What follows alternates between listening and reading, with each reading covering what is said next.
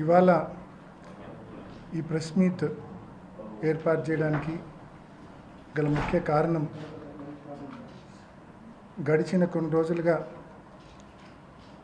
మా షర్మిలకైతే కావచ్చు, మా సునీతకైతే కావచ్చు, రాజకీయ సభల్లో ఏ రకంగా ప్రసంగిస్తూ ఉన్నారో మీరంతా చూస్తూ ఉన్నారు. అదేవిధంగా సునీతక్క హైదరాబాదులో ఏ రకంగా పవర్ పాయింట్ ప్రజెంటేషన్ లేసి లేనివి ఉన్నట్టు ఉన్నవి లేనట్టు ఏ రకంగా చిత్రీకరించే ప్రయత్నం చేస్తూ ఉందో మీరంతా చూస్తూ ఉన్నారు ప్రతిరోజు కూడా. నాకైతే స్వతహాగా ఈ సబ్జెక్ట్ గురించి మాట్లాడడము ఇష్టం లేదు.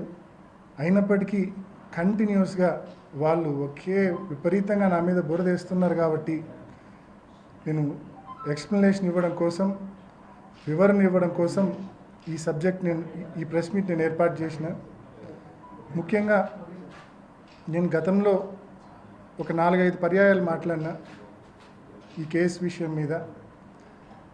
నేను మాట్లాడిన 4-5 పర్యాయాలు కూడా చాలా స్పష్టంగా చెప్పా ఏ రకంగా ఈ కేసులో విచారణ సంస్థ, అదేవిధంగా సునీతక్క, అదేవిధంగా దస్తగిరి వీళ్ళందరూ లాలూచి పడి ఒక చీకటి ఒప్పందం చేసుకుని ఏ రకంగా ఈ కేసును మా వైపు టార్గెటెడ్ ఇన్వెస్టిగేషన్ చేశారనే విషయాన్ని గతంలో కూడా చెప్పా. మరొక్కసారి మీ అందరికీ అనేక విషయాలు చెప్పడం కోసం మరి ముఖ్యంగా అప్రూవర్ చేసిన విధానాన్ని ఒక్కసారి మీరంతా గమనించమని కోరుతా ఉన్నా. జూలై 2021లో watchman Ranganna as a eye witness 4 పేర్లు చెప్తాడు. వాచ్మెన్ రంగన్న ఐ విట్నెస్గా 4 పేర్లు చెప్తాడు. వివేకానంద రెడ్డి గారిని ఎవరైతే కొట్టి చంపారో వాళ్ళ పేర్లు స్పష్టంగా చెప్తాడు. చెప్పిన తర్వాత సహజంగా ఏ విచారణ సంస్థ అయినా, ఏ పోలీస్ అయినా ఏం చేస్తారంటే వెంటనే వాళ్ళను అరెస్ట్ చేస్తారు. అరెస్ట్ చేసి కోర్టులో పర్మిషన్ తీసుకొని ఒక 2 వారాలు కస్టడీకి కావాలా, 10 రోజులు కస్టడీకి కావాలా అని చెప్పి కోర్టులో మరి కస్టడీ పర్మిషన్ తీసుకొని వాళ్ళని కస్టడీలోకి తీసుకొని విచారణ చేసి వాళ్ళ దగ్గర నుంచి ఫర్దర్ డీటెయిల్స్, ఫర్దర్ ఆ కేసుకు సంబంధించిన సమాచారం వాళ్ళ దగ్గర నుంచి రాబడతారు. ఇది రెగ్యులర్గా జరిగే పద్ధతి. కానీ ఇక్కడ దానికి భిన్నంగా జూలై 25లో రంగన్న స్టేట్మెంట్ ఇస్తే 1 రోజుల పాటు ఏ ఒక్కరిని అరెస్ట్ చేయరు. ఆగస్టు 25వ తారీఖున అంటే 1 రోజుల తర్వాత దస్తగిరి దగ్గర పోలీసులు, సిబిఐ వాళ్ళు స్టేట్మెంట్ తీసుకుంటారు. స్టేట్మెంట్ తీసుకున్నప్పుడు తాను స్పష్టంగా చెప్తాడు, తానే ఈ హత్య చేశానని, తానే నరికానని స్పష్టంగా సిబిఐ ముందు వాంగ్మూలం ఇస్తాడు. అయినా సిబిఐ అరెస్ట్ చేయదు. ఇంటికి పో బాబు అని ఇంటికి పంపిస్తుంది. మళ్ళా 2 రోజుల తర్వాత పిలుస్తారు. అంటే అక్టోబర్ వరకు అతను అరెస్టే చేయరు. అక్టోబర్ 2021 వరకు అరెస్టే చేయరు. అక్టోబర్లో అతను కోర్టులో యాంటిసిపేటరీ బెయిల్కి వేస్తాడు, కడప కోర్టులో. యాంటిసిపేటరీ బెయిల్కు సిబిఐ నో అబ్జెక్షన్ ఇచ్చేస్తుంది. మాకు ఎటువంటి అభ్యంతరం లేదు అతనికి బెయిల్ ఇస్తే అని చెప్పి కోర్టులో కౌంటర్ వేస్తుంది. మరోపక్క అందరి బెయిల్లో అడ్డుకునే మా సునీతక్క అతని బెయిల్ని ఏమాత్రం అడ్డుకోదు. అతన్ని అప్రూవర్ చేసిన విధానం పైన, ఈ తతంగం పైన ఏమాత్రం అభ్యంతరం చెప్పదు. అతనికి యాంటిసిపేటరీ బెయిల్ రావడమే కాదు, అతని తర్వాత అప్రూవర్గా కూడా కావాలని చెప్పి సిబిఐ వాళ్ళు కోర్టులో పిటిషన్ వేసి విచారణ సంస్థ అడిగింది కాబట్టి, సహజంగానే కోర్టు ఒప్పుకుంటుంది కాబట్టి అతన్ని అప్రూవర్గా కూడా తీసుకునే కార్యక్రమం చేశారు. సో ముఖ్యంగా దీంట్లో నేను చెప్పాలనుకుంది ఏంటంటే ఈ అప్రూవర్ చేసిన విధానం అనేది ఏ రకంగా సిబిఐ, ఏ రకంగా సునీతక్క, ఏ రకంగా దస్తగిరి లాలూచి పడి ఒక చీకటి ఒప్పందం చేసుకొని ఏ రకంగా ఈ అప్రూవర్గా మార్చుకున్నారనేది మీ అందరికీ దృష్టికి తీసుకొస్తా ఉన్నా. ముఖ్యంగా అప్రూవర్ గురించి మనం మాట్లాడాల్సి వస్తే కన్నా సహజంగా ఏ కేసులో అయినా అప్రూవర్ అంటే ఏంటంటే 306(4)A ఒక వ్యక్తి ముఖ్యంగా ఈ హత్య కేసులో అనుకోండి అరెస్ట్ అయ్యి జైల్లో ఉంటే, జైల్లో ఉన్న వ్యక్తిని అప్రూవర్గా మనం తీసుకోవాలంటే అతను అప్రూవర్గా విచారణ సంస్థ తీసుకుంటే అతనికి ట్రయల్ అయిపోయే వరకు, ట్రయల్ అయిపోవడానికి 5 ఏళ్ళు కావచ్చు, 6 ఏళ్ళు కావచ్చు, 7 ఏళ్ళు కావచ్చు, ట్రయల్ అయిపోయే వరకు అతనికి బెయిల్ వచ్చే సమస్య లేదు, బయటకు వచ్చే సమస్య లేదు. దాన్ని ఓవర్కమ్ కావడానికి చట్టంలోని లొసుగును చూసుకొని అతనికి పెద్ద గిఫ్ట్ 306(4)B అదేంటంటే యాంటిసిపేటరీ బెయిల్ వచ్చిన తర్వాత అప్రూవర్గా మార్చుకుంటే అతను జైల్లోకి ఒక్కరోజు కూడా పోవాల్సిన అవసరం లేదు.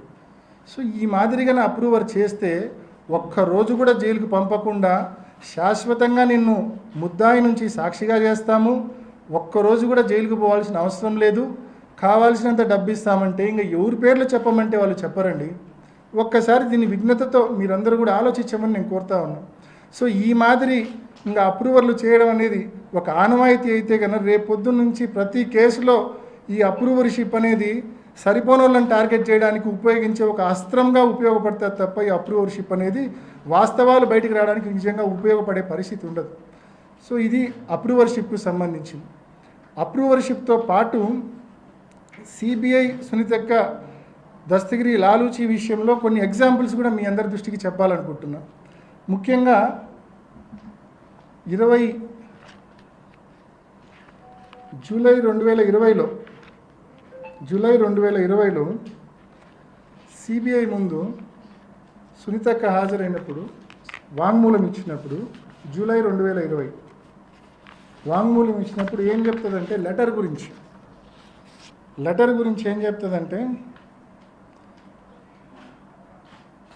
at this time my husband showed me a photo in his mobile. అంటే సునీతక్క భర్త రాజశేఖర్ ఫోన్లో ఫోటో చూపించాడంట.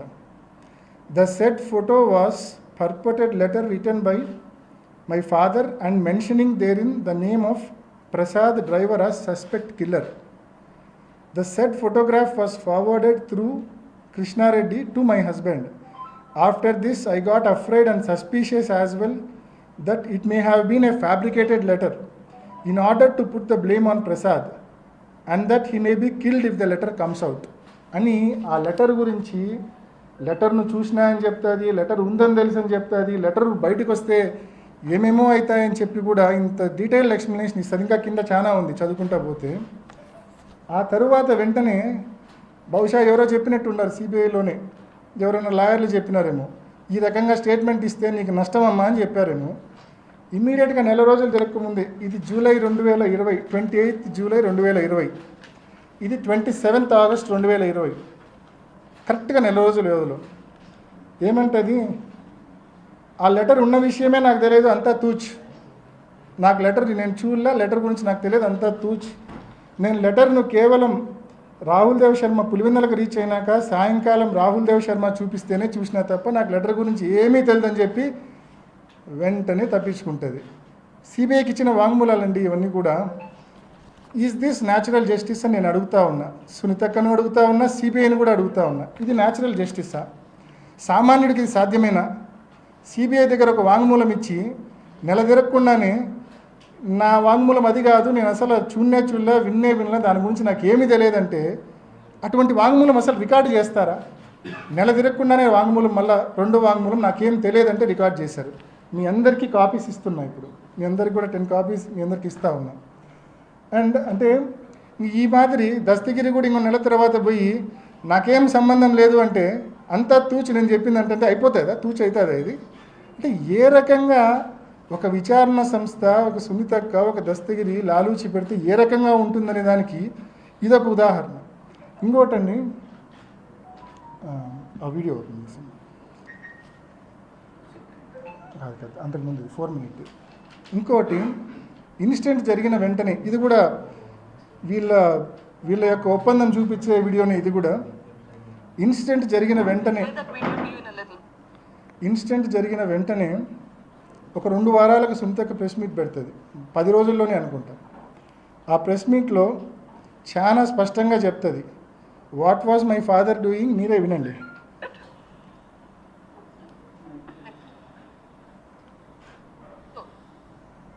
ఎందుకు ఇట్లా జరుగుతుంది? What exactly is happening behind the scenes? నాన్నగారు ఏం చేస్తున్నారు ఈ మధ్య కాలంలో? Is working very very hard. Last couple of months or years he's been working extremely hard. ఏం పని చేస్తున్నారు? Is working. అవినాష్ని ఎంపీ చేయడానికి ఏమేం చేయాలనో ఆలోచిస్తున్నారు. Is working on that. జగనన్నని సీఎం చేయడానికి ఏమేం చేయాలో is working on that. నాన్న చనిపోయింది 15th మార్నింగ్ అయితే 14th ఈవినింగ్ రాత్రి 10 గంటల వరకు కూడా జమ్మల్మడుగులో లాస్ట్ మీటింగ్ అల్లే ప్రభావతమ్మ గారితో, అక్కడ local leader, trying to convince Alle Prabhavathamma garu aunty garu to support Avinash. This has been his agenda, trying to raise people's support so that Avinash would win in the elections. ఇది మన సొంతక్క మాట్లాడింది. సరిగ్గా